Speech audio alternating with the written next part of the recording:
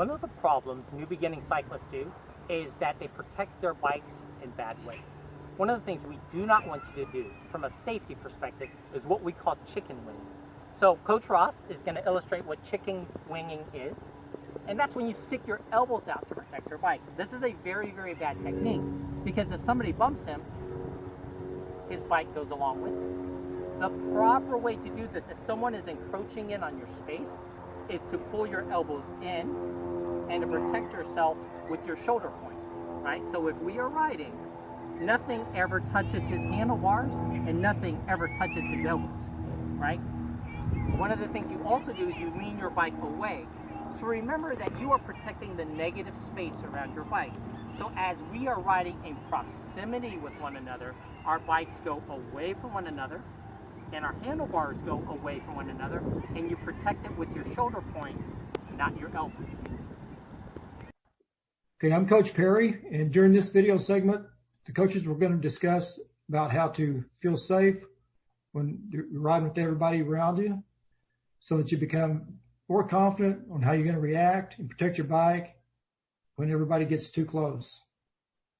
And to ride effectively in a group, you'll have to ride near someone else all the time. So when you're riding in close quarters, be sure and don't panic. It's the number one thing. Protect your bike from touching another bike at all costs. Don't overlap wheels. That's the number one thing not to do, to make sure you don't do that. Keep your handlebars away from any other bike. If you get too close, they can actually lock up together and make you go down in a hurry. Lean into other riders beside you. Use the shoulder, never the elbows. It's lean in very gently to keep them away from you. Don't be headbutting each other. Lean your bike away from the other riders. Use your shoulders, not your elbows, to fend off another rider. Keep pedaling all the time to maintain control of the bike. That gives you just more control as you're going. Keep your hands in the middle of the bars when riding, with one hand on the bars. Always communicate. If you're passing on the left, let people know it. It's more effective and much more simpler than just on the left. So passing on the left. I'm riding on the left or the right, whichever one you are, especially useful when riding in pace lines. When you're slowing, tell them you're slowing, and also use the simultaneous hand signals you've been taught. Stopping, you yell stopping, call it out loud and clear. Always look for stuff along the road, and whenever you see it, let people know if it's gravel, roadkill, potholes, just a hole. Cracks are a big thing to fall into, debris, tracks. You got to be careful with the tracks. Let them know that you're going on railroad tracks, especially if they're at an angle. Let them know it's not just tracks, but it's at an angle, so they know to go across it at a perpendicular instead of parallel to it and drop in. Let them know the dogs are there or someone has a flat. Guys in the back, make sure you let them know that there's a car back. Guys in the front, make sure people know if there's cars up.